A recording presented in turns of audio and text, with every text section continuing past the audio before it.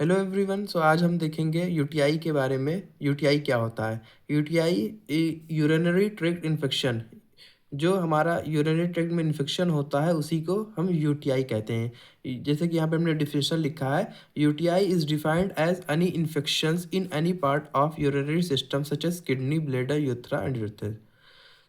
UTI जो है किसी भी पार्ट में हो सकता है यूरिनरी सिस्टम के, जैसे किडनी हो गया, ब्लैडर हो गया, यूरेथ्रा हो गया। ठीक है, तो mostly infection occurs in bladder and urethra, lower urinary system.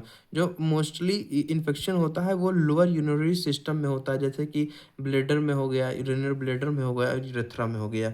In infection occurs in kidney, so it considered as serious infection. अगर किडनी में इन्फेक्शन हो गया तो उसको सीरियस इन्फेक्शन कहा जाएगा। ठीक है, कॉजेस ऑफ यूटीआई। यूटीआई के कॉजेस क्या हम देखेंगे। There are following causes of UTI. बहुत सारे कॉजेस हैं यूटीआई के। ठीक है, सबसे पहले क्या है, बैक्टीरिया है। बैक्टीरिया की वजह से हमारा इन्फेक्शन हो जाता है। बैक्टीरिया जैसे कि इश्केरिया कोलाई हो गया, जिसको हमने ई से डिनोट किया, इश्केरिया कोलाई। इंट्रोबैक्टर स्टेफिलोकोकस ऑरियस हो गया, क्लेप्सिला हो गया, एंड स्टेफिलोकोकस सैप्रोफाइटिक बैक्टीरिया हो गया। और भी बहुत सारे होते हैं।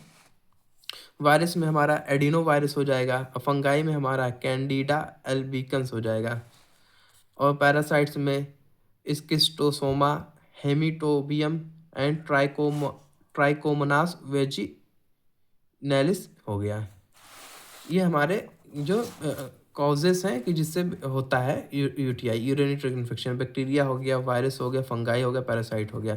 इन सब से हमारा यूटीआई यानी यूरिनरी ट्रैक्ट इन्फेक्शन होता है। अब हम देखेंगे सिम्टम्स क्या है। सिम्टम्स यूरिन, जैसे कि कैसे पता चलेगा कि भाई हमको यूरिनरी ट्रैक्ट इन्फेक्शन हो गया है, तो उसके कुछ सिम्टम्स हैं। जैसे कि फ्रीक्वेंट यूरिनेशन होगा, यानी बार बार हमको यूरिन आएगा। ठीक है, पेन एंड और बर्निंग ड्यूरिंग यूरिनेशन, यूरिनेशन के दौरान जलन होगी और दर्द होगा। ब्लड इज यूरिन, यूरिन में ब्लड आएगा। पेल्विक पेन, लोअर पार्ट हमें हमारा मतलब पेन होगा। और cloudy urine and strong smell, और जो यूरिन होगा वो क्लियर नहीं होगा, क्लाउडी होगा, और उसमें बहुत स्मेल आएगी, बहुत स्ट्रॉन्ग स्मेल आएगी।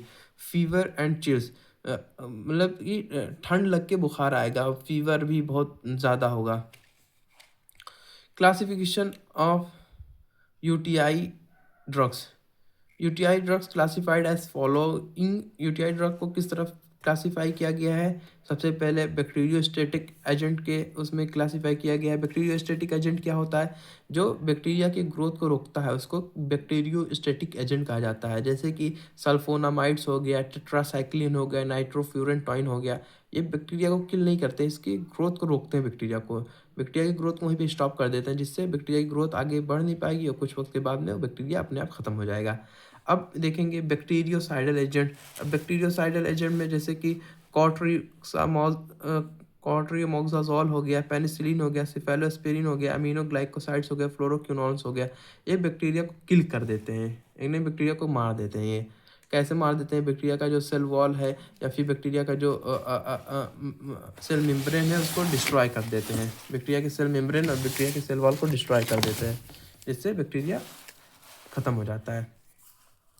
अब यूरिनरी एंटीसेप्टिक्स हो गया, नाइट्रोफिरनटॉइन हो गया, नैलीडेक्सिक एसिड हो गया, मेथेरानामाइन मैंडिलेट हो गया। ये सब हो गए हमारे क्लासिफिकेशन ऑफ यूटीआई ड्रग्स। ये बैक्टीरियोस्टेटिक होता है, एक बैक्टीरियोसाइडल होता है, एक यूरिनरी एंटीसेप्टिक होता है।